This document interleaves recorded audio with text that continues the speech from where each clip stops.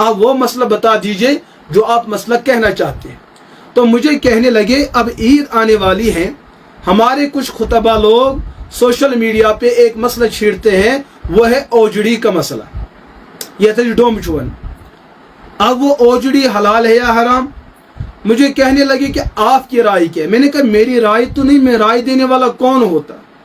ہم نے جو درس نظامی پڑھا ہے قرآن و سنت کو سامنے رکھ کر، اور حضرات فقہاء کرام بالخصوص فقہاء احناف رحمہم اللہ علیہم اجمعین، ہم نے قرآن کو پڑھا، قرآن کی جتنی ساری تفاسیر جہاں بھی جانوروں کا تذکرہ ہے، حلال حرام جانوروں کا تذکرہ ہے، ان کے ذبح کرنے کا طریقہ ہے، ان کو کھانے کا طریقہ ہے، قرآن میں کسی مقام پہ حلال جانوروں کے ذبیحے کے بعد ان کے کون سے اجزاء حلال ہے، کون سے اجزاء حرام ہیں، ان کے بارے میں تفصیل قرآن میں موجود نہیں۔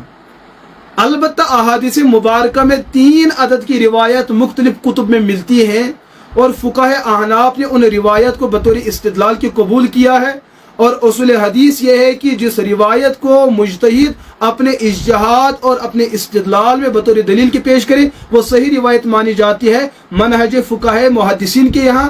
تو اس اعتبار سے، اور تیسری بات یہ ہے چونکہ میں فروعات میں حنفی ہوں، اور احناف کے جو ائمہ رہے ہیں حضرت امام اعظم ابو حنیفہ رحمہ اللہ، حضرت امام محمد رحمہ اللہ، حضرت امام یوسف رحمہ اللہ، ان کے علاوہ دیگر 40 فقہاء احناف کسی ایک کتاب میں بھی انہوں نے حلال جانوروں کو ذبح کرنے کے بعد ان کی اوجڑی کو کسی جگہ حرام نہیں لکھا ہے، بلکہ حلال تو لکھا ہے، اس کی تجارت کرنے کو جائز تو بتایا ہے، اس کو حلال گوشت کا حکم تو دیا ہے۔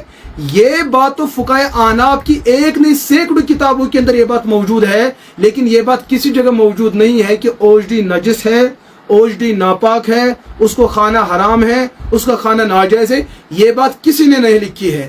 میں نے یہ جو بات کہی انہوں نے فرمایا ہاں میں نے بھی اپنے کچھ علماء سے یہی بات سنی، لیکن ساتھ میں نے اس بات کو بھی سنا فاضل بریلوی مولانا احمد رضا خان صاحب نے فتاوی رضویہ کے اندر یہ بات لکھی ہے کہ اوجڑی کھانا مکروہ ہے۔ میں نے کہا یہ صحیح بات ہے۔ اسی بات پر فاضل بریلوی صاحب کے اپنے علماء انہوں نے اس مقام پر پہنچ کر یہاں پر یہ بھی لکھ دیا کہ تمام فقہا میں یہ پہلا آدمی ہے جنہوں نے اوجڑی کو مکروہ لکھا ہے۔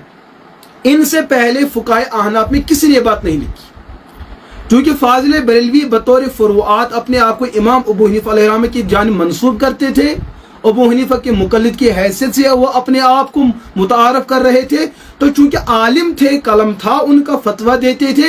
یہ پہلے آدمی ہیں جنہوں نے سب سے پہلے اوجڑی کو مکروہ لکھا ہے، فتاوی رضویہ کے اندر بھی ہے، اور ان کی دوسری ایک کتاب ہے ملفوظات پہ الملفوظ ہے، اس کے اندر بھی انہوں نے یہ بات لکھی۔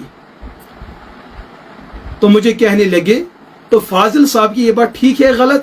میں نے کہا یہ تو ہم ان کے اپنے ان علماء کو بتائیں گے جن علماء نے فاضل بریلوی صاحب کے اس مسئلے سے کلیتاً اختلاف کیا، انہوں نے کلیتاً اسے اختلاف کیا ہے۔ مجھے کہنے لگی کنہوں نے اختلاف کیا؟ میں نے کہا بریلویت کے ایک بہت بڑے عالم ہیں مولانا سید احمد علی شاہ صاحب، ان کی کتاب ہے تسکین السالکین بتبرکات الصالحین، اس کے اندر انہوں نے صراحت کے ساتھ لکھا ہے کہ اوجڑی کھانا کچھ بد مذہب لوگ اس اوجڑی کھانے کو حرام قرار دیتے، حالانکہ اوجڑی کھانا کوئی ناجائز نہیں ہے بلکہ وہ جائز ہے۔ اور اوجڑی کھانے کے جائز ہونے پر انہوں نے 4 احادیث سے استدلال کیا۔ یہ جو تسکین السالکین ہے اس کا جو پرانا نسخہ ہے اس کے اندر یہی بات مولانا سید احمد علی شاہ صاحب نے لکھی ہے کہ کچھ بد مذہب لوگ اس کو اوجڑی کھانے کو حرام اور ناجائز کہتے ہیں۔ جو لوگ کھانے والے ہیں وہ بد مذہب نہیں ہے بلکہ فتویٰ دینے والے بد مذہب ہیں، لیکن جو اس کا نیا نسخہ تیار ہو چکا ہے یہاں پر یہ بد مذہب یہ لفظ انہوں نے جو ہے وہاں سے مٹا دیا ہے، چونکہ ہمارے پاس پرانے نسخے بھی موجود ہے اور نیا نسخہ بھی موجود ہے۔ اگر اللہ نے کبھی چاہا ضرورت محسوس ہوئی ہم دونوں نسخوں کو سامنے لائیں گے اور پھر اس کا تقابل ہوگا. مصنف ایک ہے، پریس 2 ہے. پہلے پریس میں الفاظ کچھ ہیں اور دوسرے پریس میں الفاظ کچھ ہیں، لیکن دونوں نسخوں کے اندر یہ بات موجود ہے کہ اوجڑی کھانا ناجائز نہیں ہے بلکہ جائز ہے. اب یہ بھی بریلویت کے بہت بڑے عالم رہے ہیں، اور وہ جو تسکین السالکین کا پہلا نسخہ ہے وہ کورنگی کراچی سے جامع امام ربانی مجدد الفسانی رحمہ اللہ، وہاں سے وہ کتاب چھپی ہے. تو ان عالم نے بھی، چونکہ یہ بھی بریلوی مسلک کے بہت بڑے عالم مانے جاتے ہیں، انہوں نے فاضل بریلوی صاحب کے اس فتوے کو رد کیا ہے کہ یہ بات درست نہیں ہے. اسی طریقے سے بریلوی مسلک کے بہت بڑے عالم مجدد ملت مفتی اقتدار احمد خان نعیمی قادری صاحب، ان کی کتاب ہے، کتاب کا نام ہے نقش نال پاک پر اسماء مبارکہ لکھنا. یہ کتاب جو ہے اس کا صفحہ 46 پہ مجدد صاحب نے یہ بات لکھی کہ عوام کو چاہیے اوجڑی کو بہت زیادہ پاک اور صاف کرے، اس کے بعد اس کو کھائے تو اس کو اس طریقے سے صاف کر کے کھانے پکانے میں کوئی گناہ نہیں. یہ بھی بریلویت کے بہت بڑے عالم ہیں. تو فاضل صاحب نے جو مکروہ ہونے کا فتویٰ دیا، مفتی اقتدار احمد خان نعیمی قادری صاحب نے احمد رضا صاحب کے اس فتویٰ کو قبول نہیں کیا. مجھے ساتھی بتا رہے تھے میں آپ کی اس بات کو کیسے تسلیم کروں. میں نے کہا چلے، اس پر تو باضابطہ علماء نے کتابیں بھی لکھی ہیں، میں نے کچھ حوالہ جات بھی نکال کے رکھے تھے، اور ان کتابوں کی جو PDF تھی اور وہ جو متعلقہ مخصوص متعینہ صفحات تھے، میں نے ان کو گیلری کے اندر جمع بھی کر رکھا تھا. میں دکھاتا رہا، الحمدللہ وہ مطمئن ہوتے رہے. اسی طریقے سے پڑوس ملک کے مسلک بریلوی کے ایک عالم مفتی محمد اکمل مدنی صاحب، ان کی کتاب ہے عید قربانی. یہ کتاب چھپی ہے مکتبہ الفرقان کراچی سے، انہوں نے اس پہ نمبرات بھی دے رکھے ہیں. اس کتاب کے صفحہ 55 پر انہوں نے فتویٰ رضویہ کے کچھ مسائل کو ذکر کیا. اس کے بعد انہوں نے قربانی کے حلال جانوروں کے مکروہ اجزاء کو گنا، تو وہ گنتے رہے. آخر میں انہوں نے ایک تبصرہ کیا، نوٹ فرماتے ہیں چونکہ فی زمانی اوجڑی کا کھایا جانا بکثرت وقوع پذیر ہے، کہ ہمارے زمانے میں تو لوگ بکثرت اوجڑی کھاتے ہیں، لہذا راکم کی ذاتی رائے کے مطابق عموم بلوہ کے باعث اس میں زیادہ سے زیادہ کراہت تنزیہ کا حکم ہونا چاہے، یعنی اسے اجتناب بہتر ہے. کھانا شریعت کو ناپسند لیکن کھانے والا گناہگار نہ ہوگا، یعنی کہ یہ اس کو زیادہ سے زیادہ تنزیہ کہتے ہیں.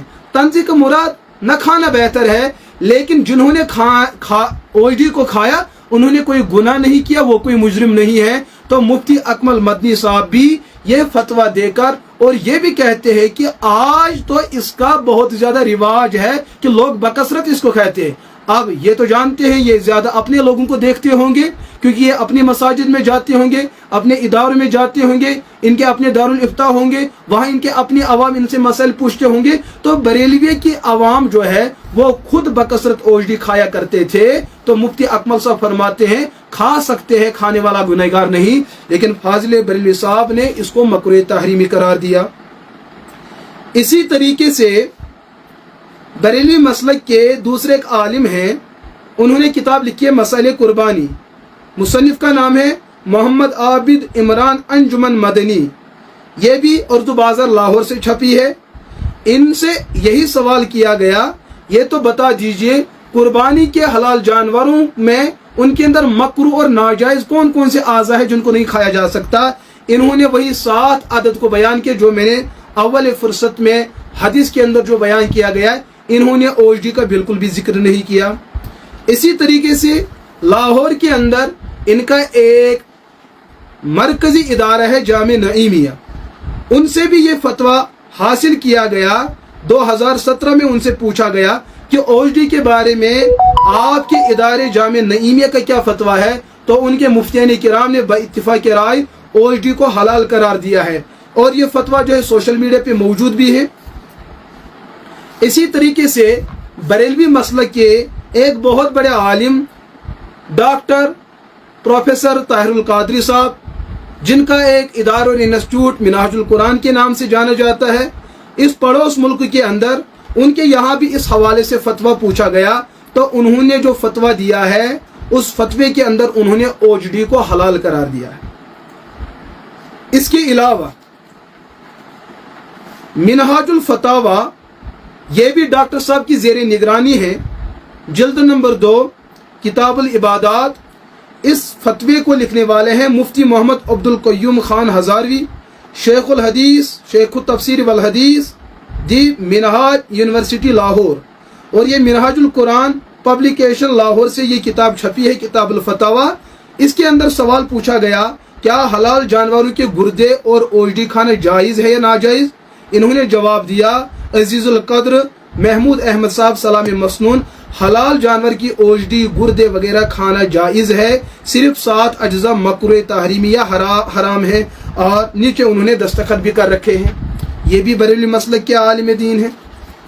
इसी तरीके से दूसरी किताब है, किताब का नाम है फतावा, मुफ्ती अब्दुल गफूर अल वरा, ये है जामे फयाजुल उलूम रायवन पाकिस्तान, बरेलवी मसलक का इदारा है और उनके इदारे से फतवा निकला है।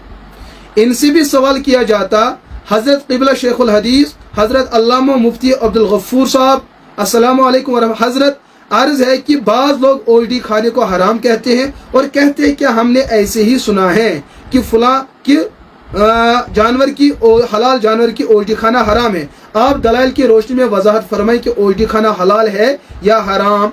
साइल रियाजुल हसन फरीदी साहब जवाब दे रहे हैं, सूरत मसऊला में ओजडी खाना कतअन हराम नहीं बल्कि हलाल है। फुकाहा ने जानवर की 7 चीज़ों को हराम करार दिया, उन 7 चीज़ों में ओजडी शामिल नहीं, और वो 7 चीज़ें ये हैं जो मैंने अव्वल बयान के अंदर जिस बात को मैंने अर्ज किया। ये भी बरेलवी मसलक के आलिम दीन है। इन्होंने भी फाजिल बरेलवी मौलाना अहमद रज़ा खान साहब के उस फतवे से इख्तिलाफ किया है और उसको रद्द किया है। इसी तरीके से बरेलवी मसलक के बहुत बड़े आलिम, जिनके बारे में इनका एतराफ़ है कि वो मुअतदिल आलिम दीन है, हज़रत मौलाना मुफ्ती ग़ुलाम रसूल सईदी साहब, इन्होंने बुखारी की शरह लिखी है निअमतुल बारी।